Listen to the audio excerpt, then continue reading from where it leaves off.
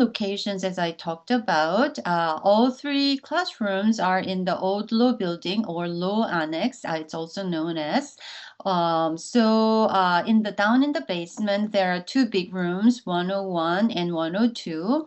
And on the second floor, there's another classroom, 206. So those are three classrooms in the same building we are using for the offline midterm exam. As I talked about at the beginning of the semester, all the exams, including the midterm exam and the final exams, are offline.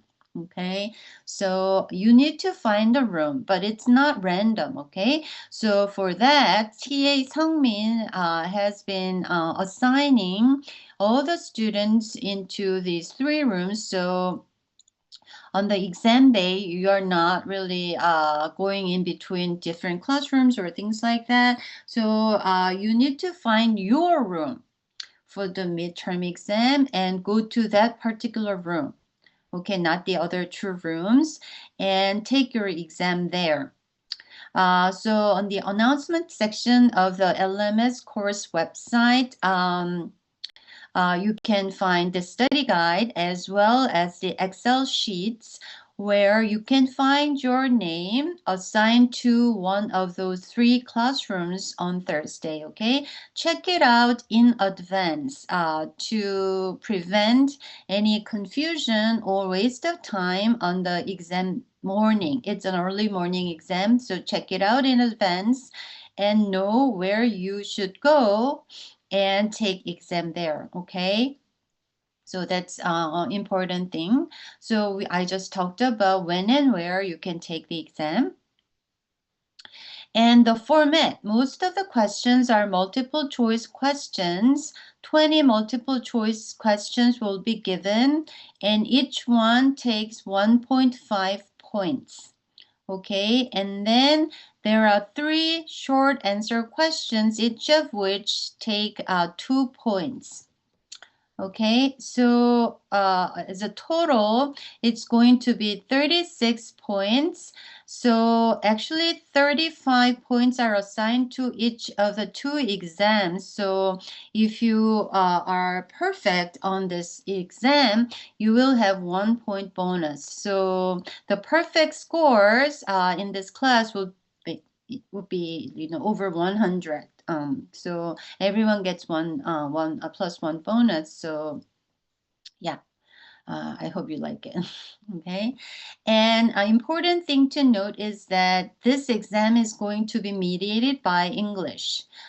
My all the class materials and my Zoom classes or recorded classes, these are all mediated by English, right? So you need to write something in English for your homeworks and everything, right?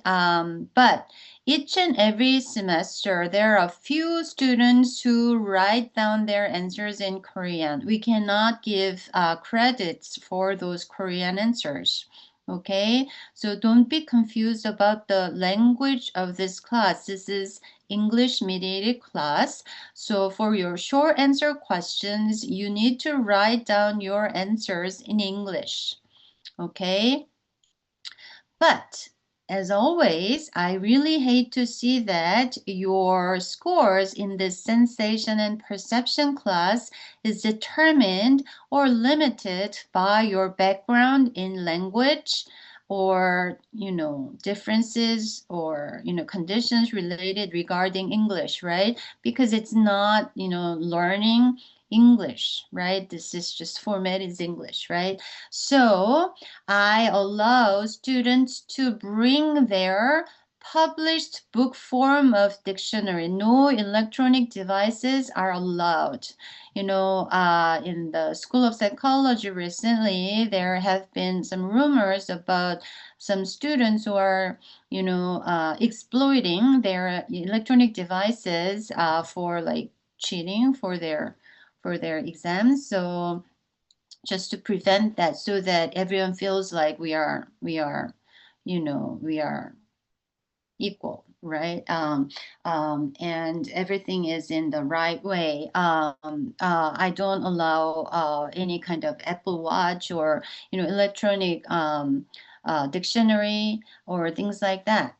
So you can only bring, if you need a dictionary, which is like Korean English dictionary, just to get the meaning of the English words in the paper, right? That's it. No other like encyclopedia or your self-made sort of thing. So this paper type of dictionary was, confusing to a few students before. So they made their own dictionaries, like, cheat sheets, and brought it into the exam. That's not allowed. That is considered as cheating. So it can be only 영한사전, 한영사전, right? Okay, so it's just, published by the publisher, right? It's just for English and Korean translation.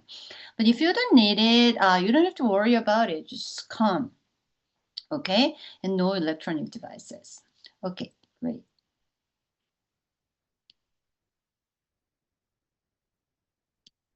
So below, I listed some key topics of the materials we've been covering. But this is not comprehensive or exhaustive. So if you read your textbooks along with my lecture slides, but lecture slides are the most important thing. But the thing is that in my lecture slides, I don't include lots of texts, right? So if you have your textbook, irrespective of the version or edition, if you read some text along with the slides, then that will be helpful. But the most important materials are my lecture slides. That's the reason why I use it for my lectures, right? So, yeah. So, but this list is not comprehensive. So you don't have to worry too much about the things that are not listed in the study guide, but there are still in your textbooks because this is a lot, right? So I don't want to, pick up something really hidden just at the corner of the chapter and then ask it just to, take your points out of your full score or something like that. I don't do that, okay? So I'm going to ask you some important concepts I highlighted and emphasized in my own lectures. So, so you have to worry about like asking, oh, it's in the textbook, but it's not listed in the study guide. Should I study that? This is the only question I don't like. I value all the questions, but should I study this or should I study that? I don't think that's very, very good question. So, but you don't have to worry about it, okay? But the important thing is that for my short answer questions takes up to like 6 points, right? Because there are 3 short answer questions. I'm going to ask questions about those terms listed in here. I know it's a lot still, but these are the important terms I would like you to know. So in my 3 short answer questions, I'm not asking something that is not listed in here. Does it make sense? Yeah, but yeah, that's a lot. But these are the important stuff. But even though I say that and I do it, lots of students are not really, be ready for those short answer questions. So there are a lot of typos. Right. So every semester, all the graders, including the TA and I, have really lengthy discussions over what kind of typos should we give partial credits or things like that. But for now, typos aren't going to be considered as wrong answers. So study these listed, concepts repeatedly so that you are really well prepared for the given exam. Okay. Yeah, and then we'll see how you go and how you do after you're taking the exam because each semester students are different. Okay, so each class has its own probability distribution. So I'm going to take a look at your performance. So this class is based on absolute evaluation. So there's no curve, but I do curve your performances to give, better grades to most of you. So if I don't do it, there will be lots of like students who are getting like D plus, or like Fs. But I don't want that happen. It happened before. So I would like to kind of take the distribution of the class performance into consideration and set the grade level. So if you ask me to let you know the grade level now, I can't, because I have to get the whole data. So I just decide just before I give grades at the end of the semester, just to be better for you, so that I can make good curves on your performance to give grades. So it has not been determined, but anyways, that's what I do. So again, please study repeatedly those terms and have clear definitions of those terms. So included chapters would be chapter 1, Introduction to Perception. We talked about the perceptual process, sensory receptors, or transformation and representation. Those are really, really important concepts. And studying the perceptual process, stimulus perception relationship, stimulus physiology relationship. So you may remember the triangle requirements for perception. There should be physical stimulus in the world, and there should be perceiver and perceiver's experience, and the physiological mechanism is subserving and mediating these two, right? So there's those pairs among those triangular relationships: stimulus perception, stimulus physiology, physiology and perception. And there are also cognitive influences. So we talked about bottom-up processes and top-down responses. Cognitive influences are considered as the top-down influences, right? And sensory transduction, this is an important term for every sensory modality we are talking about.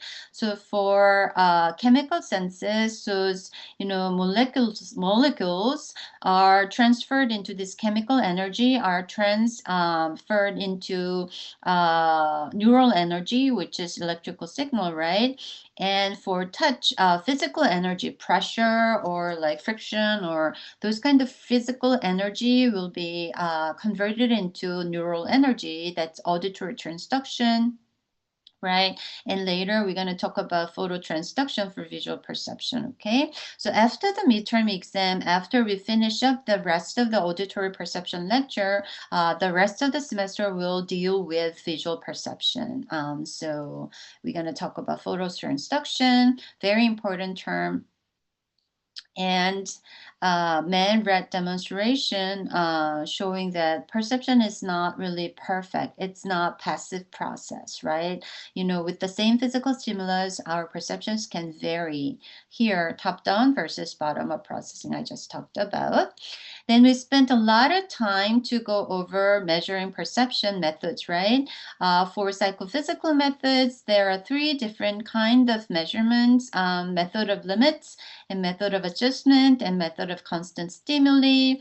And for your first homework on Mueller-Lyle illusion, you did perform and collected your own data on this psychophysical experiment using the method of constant stimuli. So whether you wrote that the method is method of constant stimuli in your first homework is really important component of our grading criteria.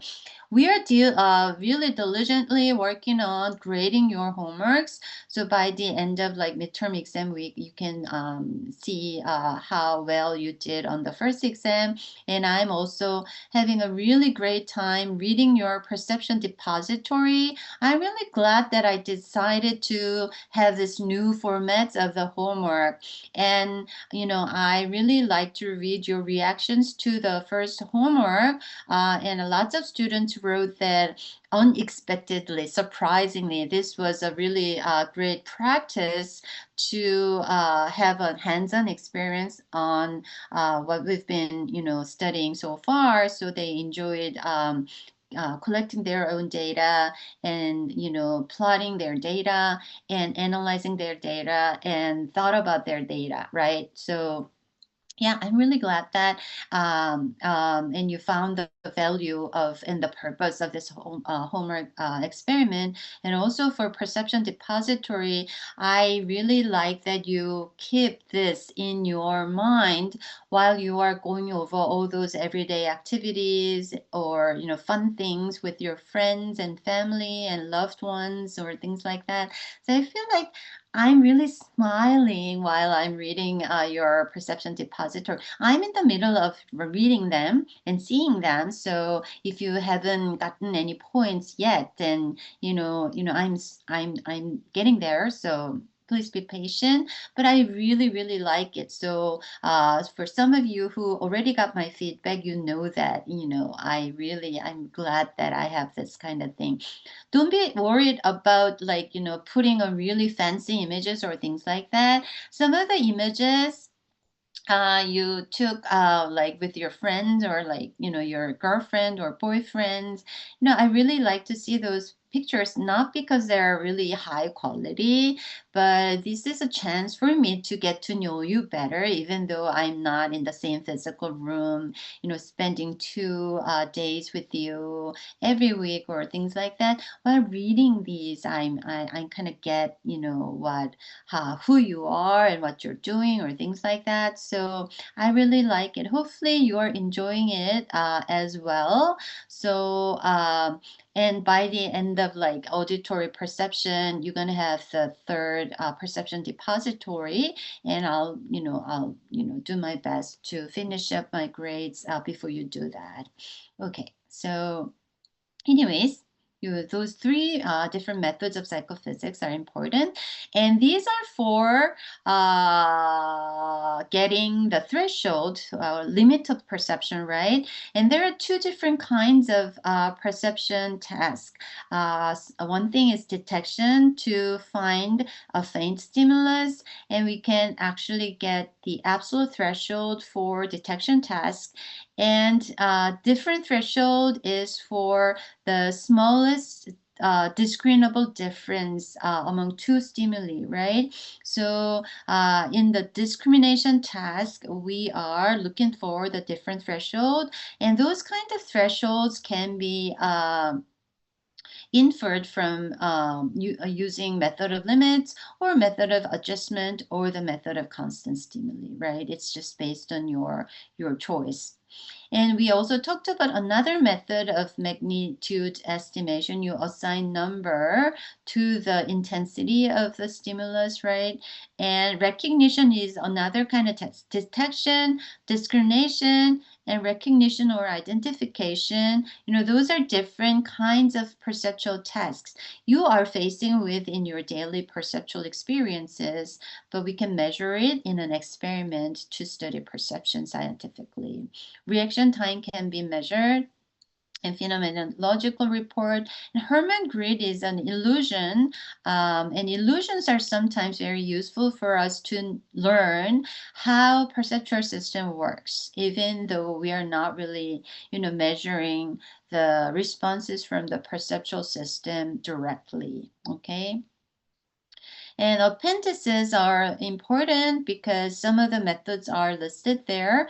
Method of adjustment and method of constant stimuli, the different threshold Weber's law, and magnitude estimation and power function, and the signal detection approach, including some important terms of receiver operating characteristic curve, and those 4 categories of responses, and criterion is the problem that requires the method like the signal detection theory. Okay, so we had a live stream discussion session before up to the contents of here. And then we began talking about each and every senses among 5 senses. The first one was the touch sense. There are a lot of different kinds of tactile sensation. So we can talk about like cutaneous senses from the skin. Proprioception, it's about our body inside. Kinesthesis is a touch sensation we can have about our body when we move. when we are in action, right? So for the cutaneous system, we talked about the skin, and inside the skin, deep layers or superficial layers. There are 4 types of mechanoreceptors we talked about, and the pathway from the skin to the cortex through the spinal cord. And we talked about the organization of cells in the primary somatosensory cortex, little homunculus, cortical magnification factor, we talked about, right? And the plasticity of cortical body maps, and perceiving details, 2-point threshold to find the smallest distance to discriminate that there are 2 tactile stimuli, right? Tactile acuity. And I don't cover vibrations and texture and objects too much, so this won't be covered, but you can keep thinking about this kind of thing, not just for midterm exam, you don't need that, but in your daily experiences, you can think about those. And some of you actually thought about these vibrations and texture and object perception in your touch perception depository. Nice. And pain perception nociceptors, the gate control theory, and phantom limbs, these are all very, very interesting stuff.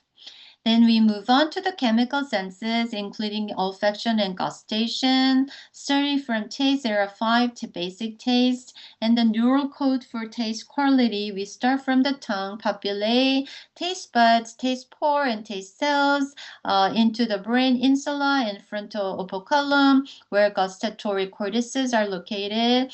This is very important over many different sensory modalities, population coding versus specificity coding, whether there are specific receptors, specific pathways, specific kinds of cells for a specific taste, specific smell, specific touch, or things like that. Specificity coding, while population coding is lots of receptors, lots of cells, or lots of like pathways are working together to code a specific taste or specific smell or specific touch or things like that.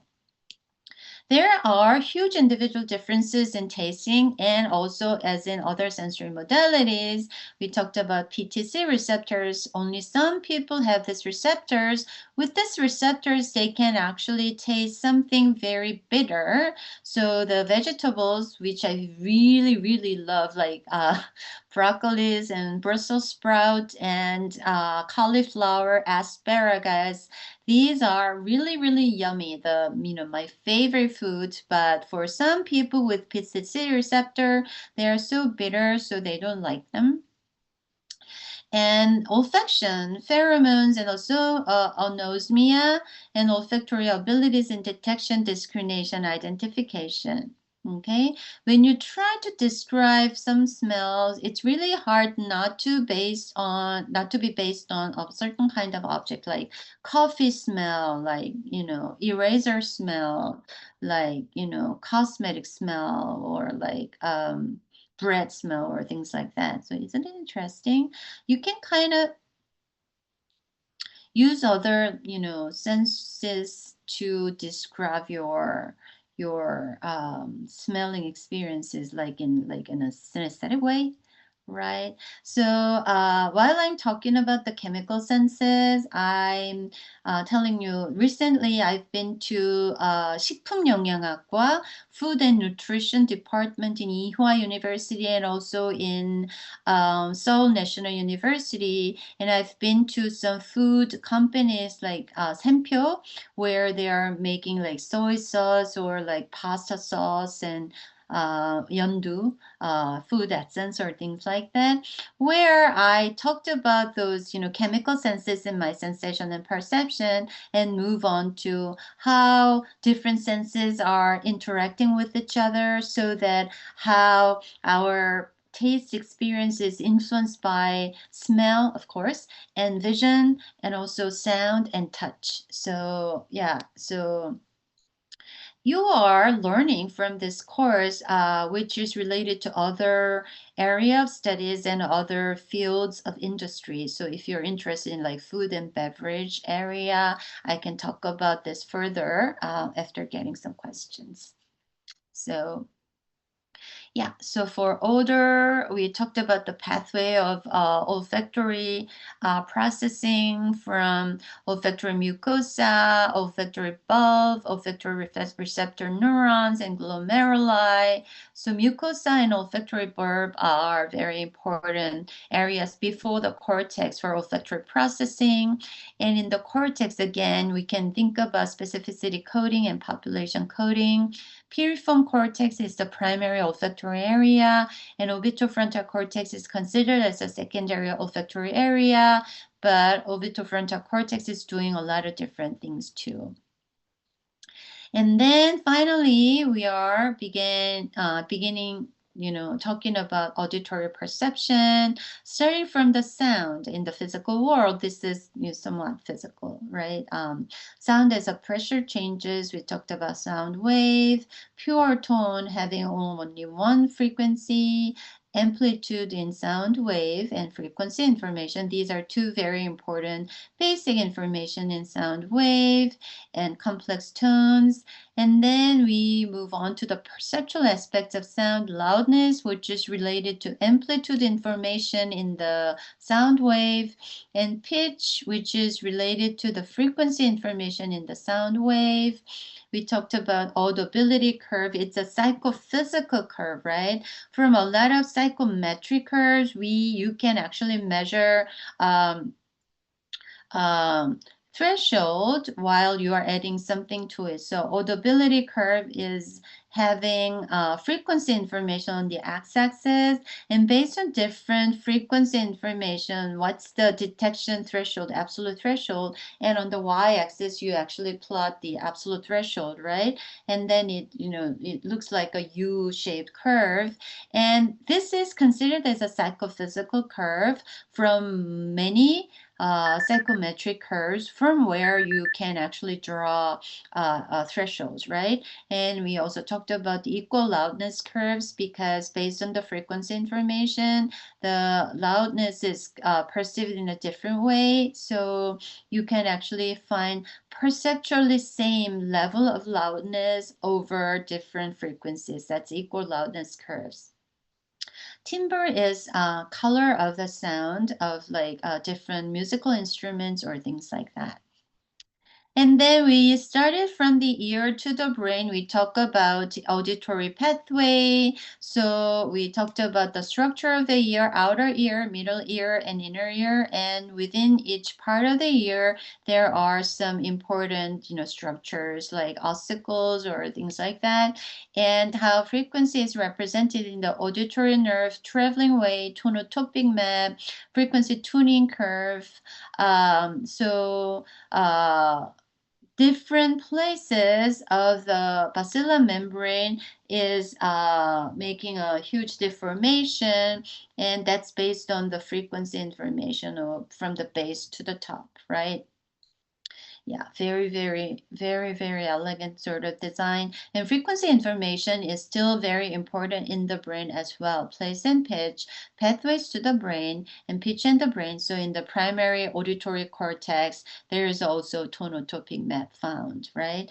While I'm reviewing those materials on the study guide, I feel like, oh, all the important things are listed in here. So if you have really clear understanding about the things listed in the study guide, you are fine. You shouldn't be worried about the upcoming midterm exam.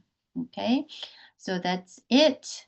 Do you have any questions about the study guide or the format or location and the time or anything like that? I'm now checking out the chatting window so that I'll check out your questions about the study guide or anything about the exam now. You can now leave your questions on the chatting window. Or you can use your microphone or camera to ask questions about not about the contents, but about the format or the exam itself or things like that. Do you have any questions? No questions? Let me just hold a little bit for about 1 minute. So I don't see any question now.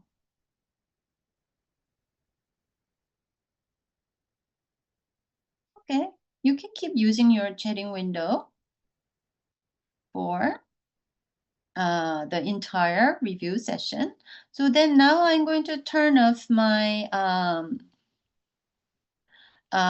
study guide, and then I'm going to share again the desktop. Oh, sorry.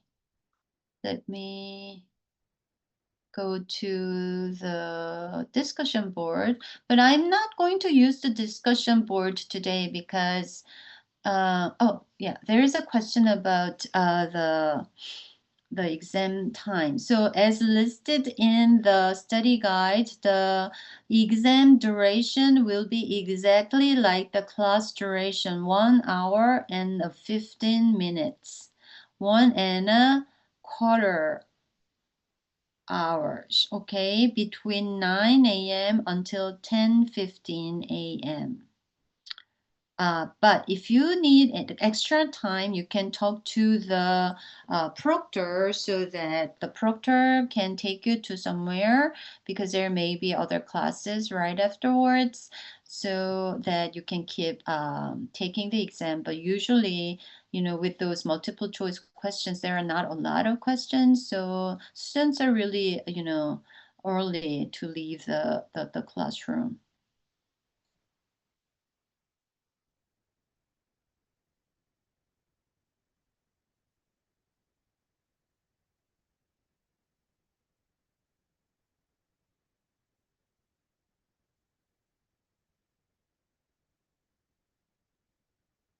Oh, there's another question related to the uh, depository.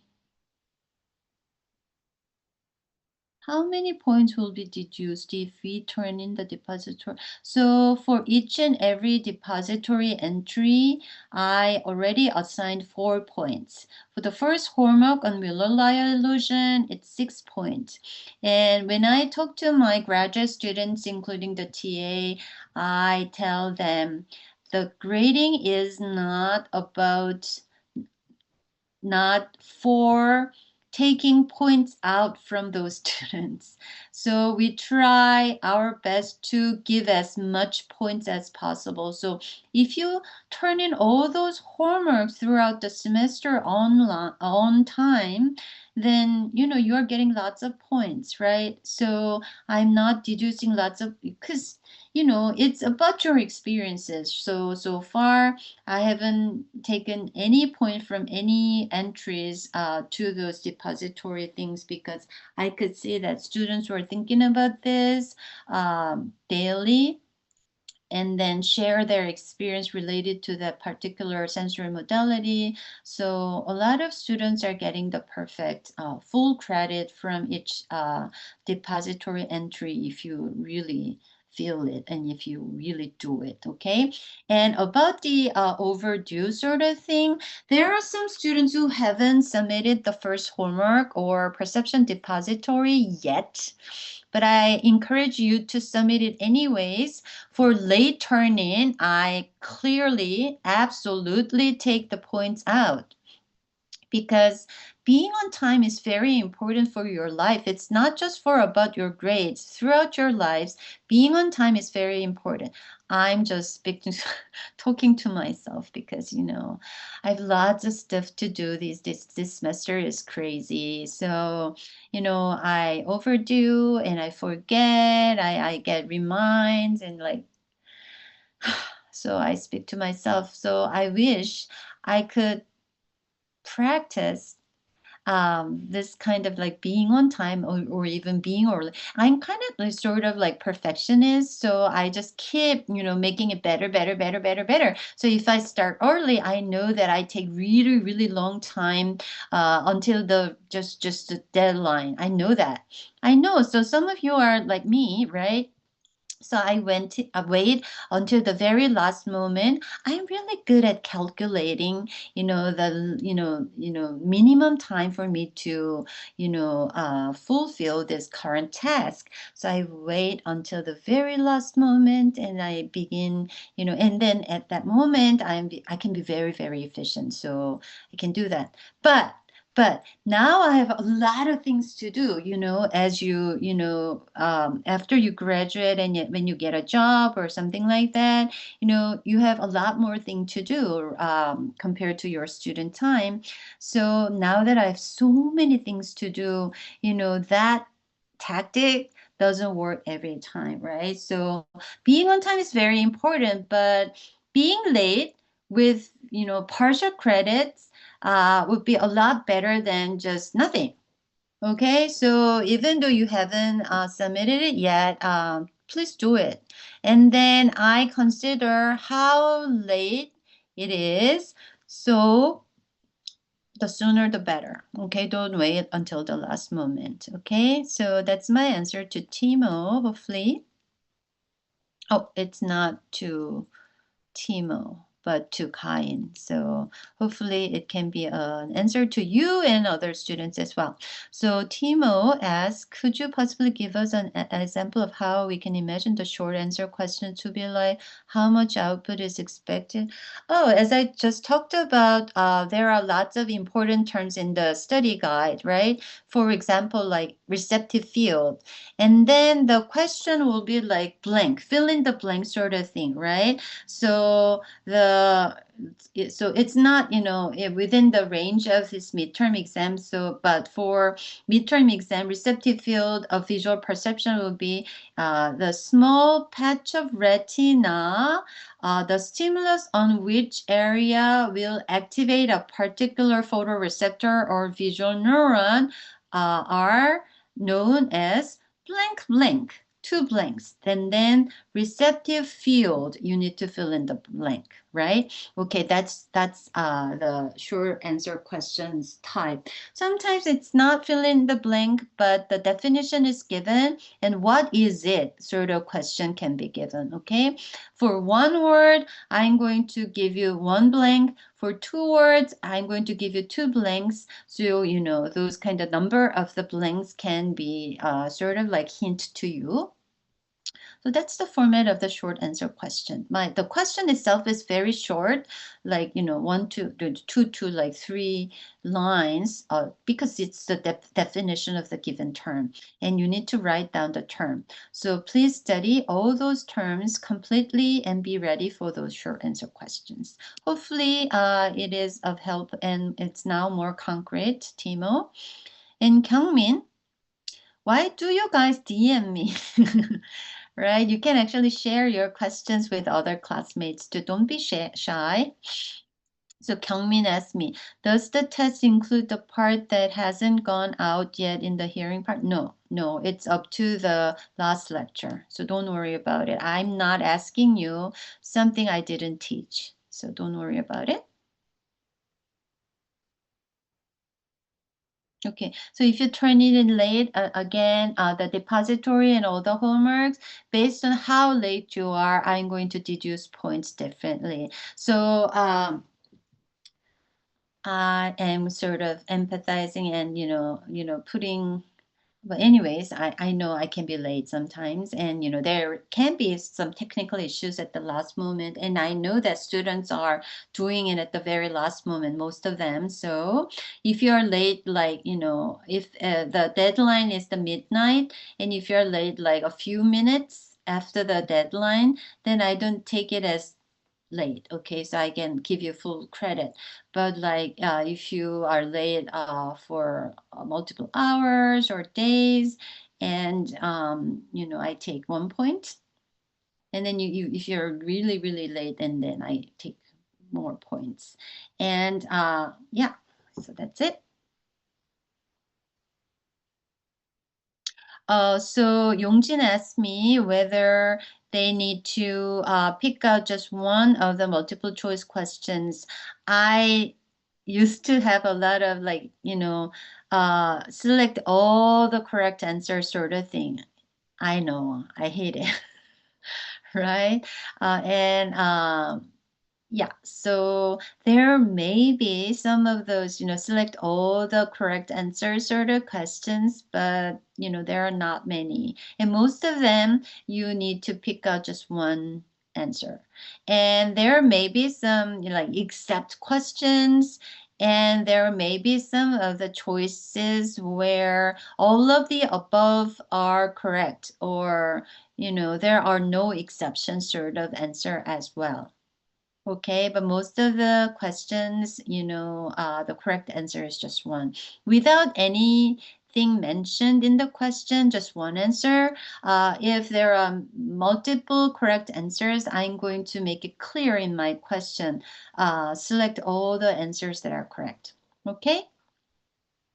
All right. Do you have any other questions about the format or the exam or like grading policy or anything like that? Okay, let me share the course website just for a little bit because I would like to compliment you guys. Um, the discussion board is so beautiful. It's working so nicely. Finally, this semester. So good job, you guys. Let me share the discussion board. So usually if there are not answers from your classmates, I go over those questions for my review sessions. However, this morning I get up really early. I'm a morning person, so I get up like 4 or 5 a.m. And this morning I got up and checked out all those questions and answers listed in the discussion board, and I was so satisfied. It was so satisfied. I was full of joy and so happy. You are really, really great students. So great to be colleagues to your own classmates. So if you're not checking out this Q&A discussion board before the midterm exam, you are losing a lot. And just check it out as often as possible so that you can take a look at the questions from your classmates and you can help out if you know the answers or you have similar kind of questions or interests. You can share your ideas and you can, or you can give an answer to your classmates or things like that. And some of those discussions are really great. So I kind of feel that, oh, finally students are using it, not just for grading things or getting the full credit, but they are really